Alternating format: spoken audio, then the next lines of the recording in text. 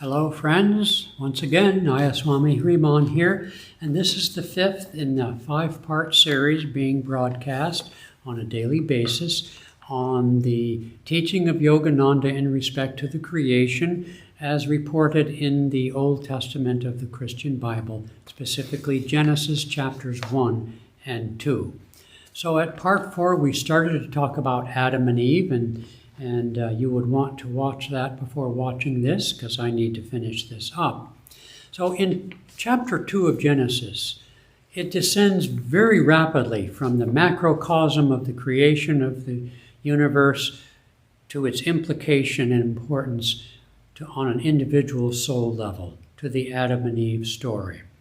And I laid the groundwork for how to interpret, or how Yogananda approached and interpreted the Adam and Eve story and its various ramifications.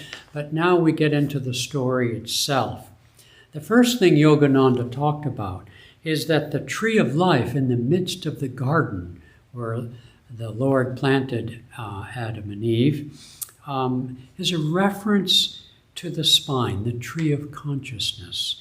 And in the East, in the yoga teachings of Sanatana Dharma, the teachings of the scriptures of India, is that the body of man, the astral, subtle body of man, is like an upturned tree with the roots, think of your hair, wild hair, the roots in the 1,000-petal lotus above, and then the branches being the arms and the legs and various other things, and that the different fruits, if you will, would be the five senses and all the branches that go out to the senses of touch and smell and sight and so on and so forth. And so in Genesis 2:8, the Lord God planted a garden eastward in Eden.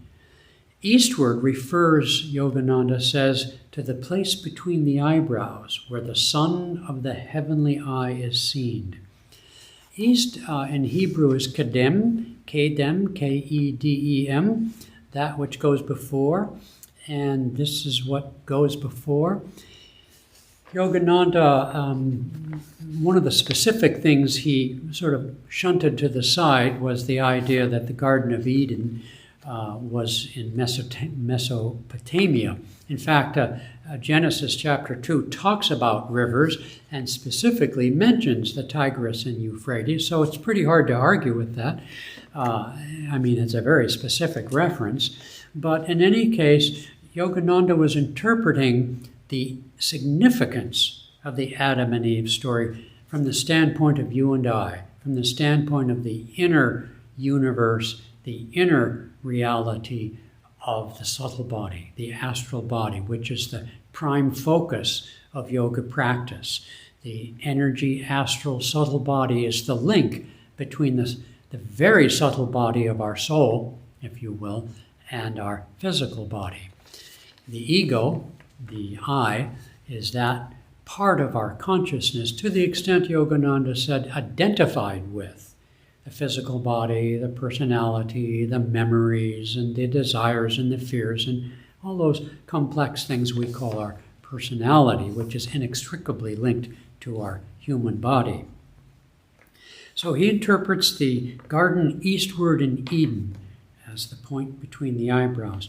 This is saying, as we find in other creation myths, specifically there's at least one, there are many in India actually, different versions over thousands of years, but one of them speaks specifically of how creation was first manifested and with humans, and they were perfect, and they meditated and merged back into God, and how that was not satisfactory to God, who in his desireless desire, as I've spoken of in the past, wanted the creation, the dream, his great dream, the great drama to be made manifest.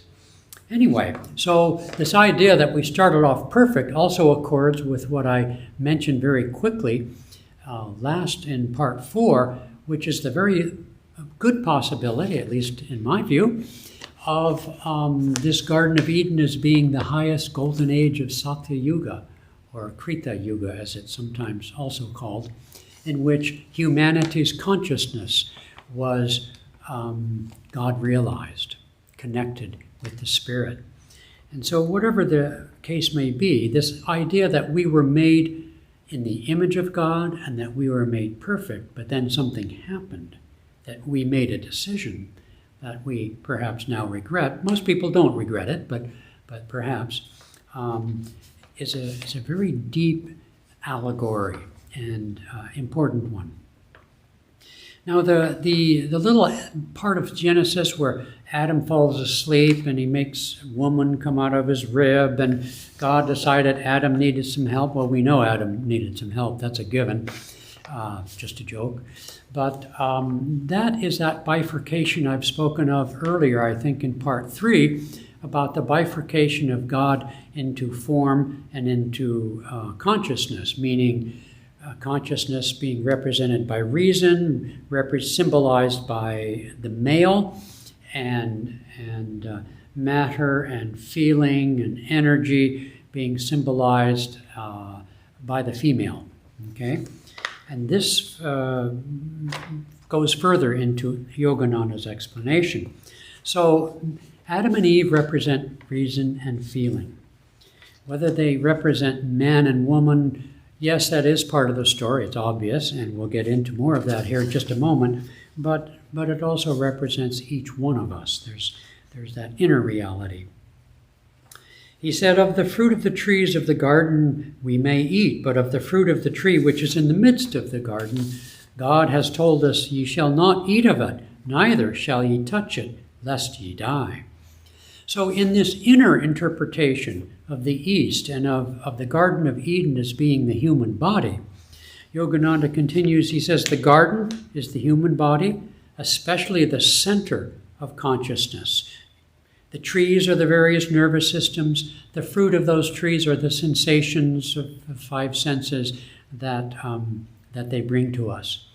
The fruit of the tree which is in the midst of the garden is the fruit or sensation of sex, which is situated in the middle of the body, embedded in the tree of sex nerves. And to die means to lose God consciousness in favor of matter consciousness. And so they saw, well, let's see. Oh, you got that. Okay. So what happens here is Yogananda said that even though, as I said before, Yogananda predicted that we'll never find the missing link between our animal forms and the human form, and even though that means that there was a conscious intervention to create the more advanced human form, nonetheless, the souls which were put into human form came up through animal forms and retained the memory of sexual reproduction. And in the higher ages, reproduction is not sexual. It can be made in the immaculate way, or so Yogananda said. And we have stories, east and west, of asexual reproduction, as in obviously the story of how Jesus was conceived by Mary, and I think that same story applied to Lord Buddha, not as a requirement of sanctity, but still as an affirmation of that purity. Now, he says the serpent is the symbol of the Kundalini, the serpent force, and that energy coming down into matter stimulates the sex nerves and reawakens, he said, the memory of that. And we see in the play of children, I mentioned how this whole thing can be applied to one life when we grow up in innocence and then we come into puberty, etc. And so, but even children reflect a certain dim, not all children, of course, but a dim association with sexual awareness. In any case, that was stimulated by that life force coming down and passing through that part of the body. And so the tree of the knowledge of good and evil and the fruit thereof is the recollection, is the affirmation of our separateness. Just as Lucifer fell and rebelled from the intention of God to have a perfect dream, perfect creation, so too, that instead of having the single eye in the Garden of Eden here, the desire to know. And it's interesting that in the King James, when Adam knew his wife, that reference was to sexual union. And so that knowledge of good and evil is the knowledge of separateness. And that's why after their fall, they were suddenly aware of their nakedness. So Yogananda essentially ascribes our fall from grace on the basis of sexual consciousness. Now, that seems to me almost a little bit limiting. There are many things that we desire, power and other things. So I don't want to contradict my guru, but I also think that in the age in which he was born and taught and into the culture to which he came, the Western culture, especially America, we can see the sexual revolution as taking place in the midst of the 20th century, now into the 21st century, and a great deal of confusion. And so it might be, I'm just imagining, that his emphasis on this was partly due to our consciousness. On the other hand, the Bible makes it very clear that when they were aware of their nakedness, that they could have been aware of a lot of other things too. So I cannot deny that there's some hint there. Okay, now I'm going to skip that part. Well, no, I'm not. He says, it's true that man has animal characteristics. Human ears resemble seashells. The tail at the end of the human spine is the reminiscent of the tail of primates. The Darwin point at the top of the ear is the vestige of the long ears. Our intestines resemble the snake. Our quick movements, restless eyes, and grinning face resemble the monkey. The running power of man, the racing power of the horse. Man can be brave like the lion, foxy like the jackal, cruel like the tiger, meek like the lamb, and hypocritical like the quiet cat who has just eaten the canary. He can sing like the nightingale and can be ferocious like the wolf. Okay, so I'm going to end it there. The one thing I did not get to was the big question of suffering and evil. I'll have to do that at another time because this is the end of part 5. Thank you for hanging in there with the story of creation.